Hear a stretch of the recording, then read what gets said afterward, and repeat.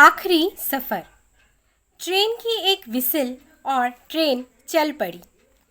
तेज़ रफ्तार लिए हर एक देश के हर एक मुसाफिरों को उनके मंजिलों तक पहुंचाने की जिम्मेदारी लिए कहीं नन्हे नन्हे बच्चों की किलकारियों से गूंजती आवाज़ तो कहीं ट्रेन की हलचल और शोरगुल के बीच लोगों की आपसी तालमेल के किस्से तो कहीं औरतों की ठहाकों की आवाज़ के बीच गर्मा गर्म चाय समोसों को ग्राहकों तक पहुंचाने की लंबी होड़।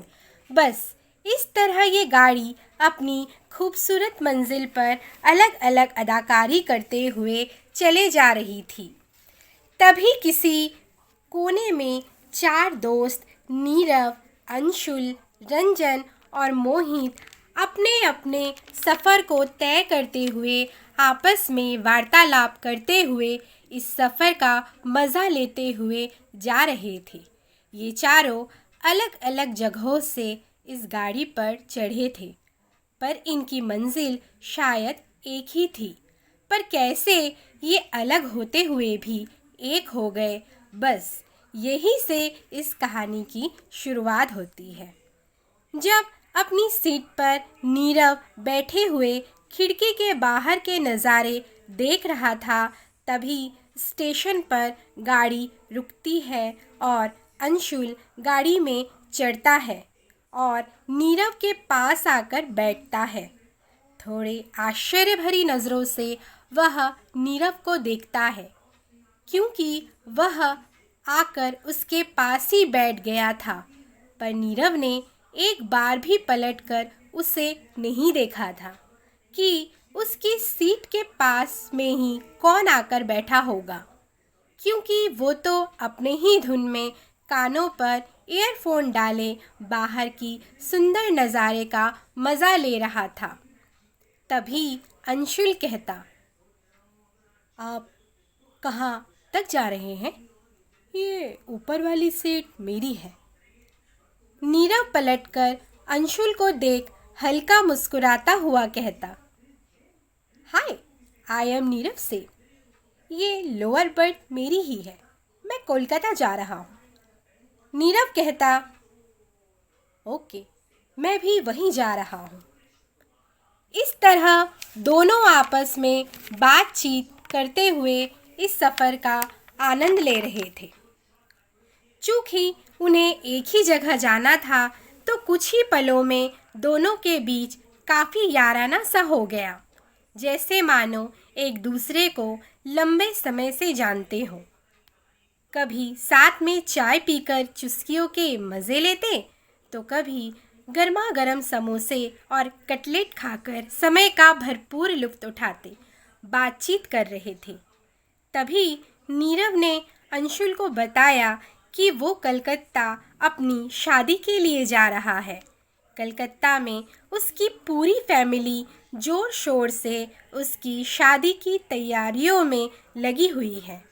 वो अपने परिवार में सबसे बड़ा बेटा है और उसकी दो छोटी बहनें हैं, जो उसकी शादी की तैयारियों में एक महीने से जुटे हैं और अपने भाई के आने का इंतज़ार कर रहे हैं।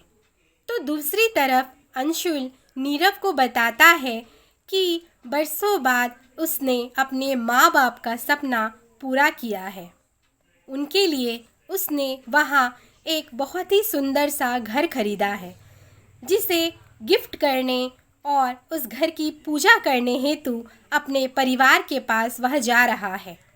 दोनों की आँखों में हसीन लम्हों के सपने संजोए हुए वे अपनी अपनी आने वाली खुशियों का जिक्र करते हुए सफ़र का लुत्फ़ उठा रहे थे।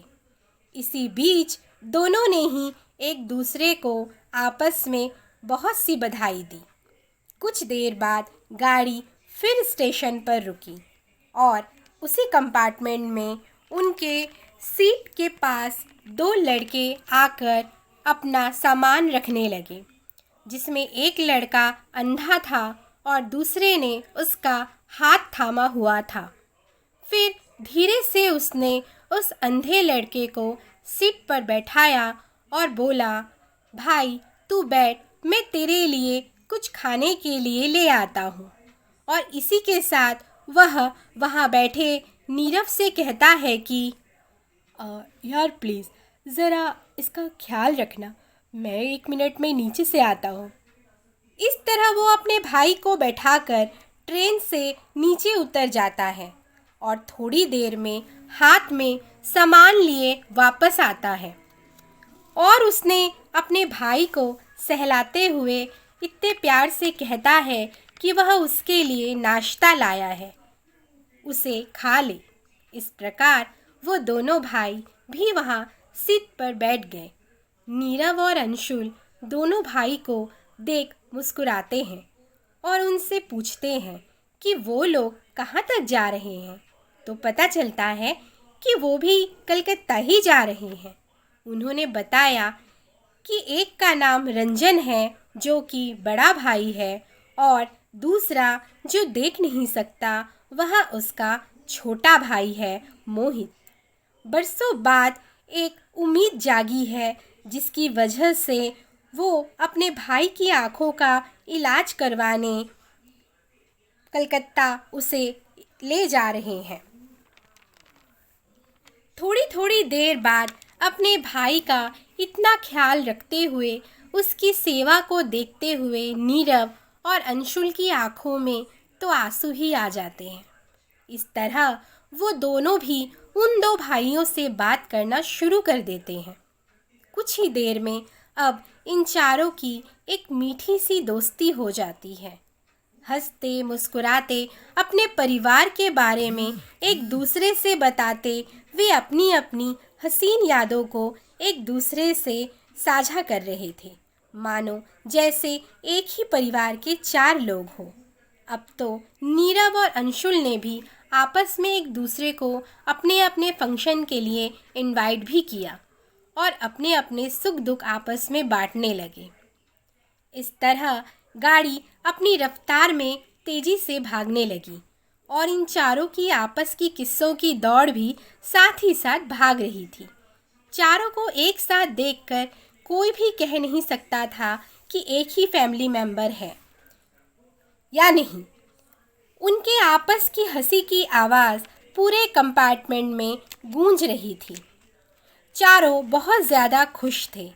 किसी को अपनी जीवन साथी मिलने वाली थी तो किसी ने अपनों के सपनों को पूरा करने की पहल की थी, तो कहीं एक भाई की अपने छोटे भाई के प्रति एक असीम जिम्मेदारी लिए हुए एक हसीन ख्वाब को पूरा करने की इच्छा। तभी अचानक एक ज़ोर की आवाज़ के साथ एक झटका सा लगा और फिर सब कुछ मानो ख़त्म। अफसोस कि ट्रेन का एक्सीडेंट हो चुका था और बाकी पैसेंजर की तरह ये चारों अनजान होकर भी एक दूसरे की जान बचाने की पूरी कोशिश करते रहे, पर शायद कुदरत को कुछ और ही मंजूर था।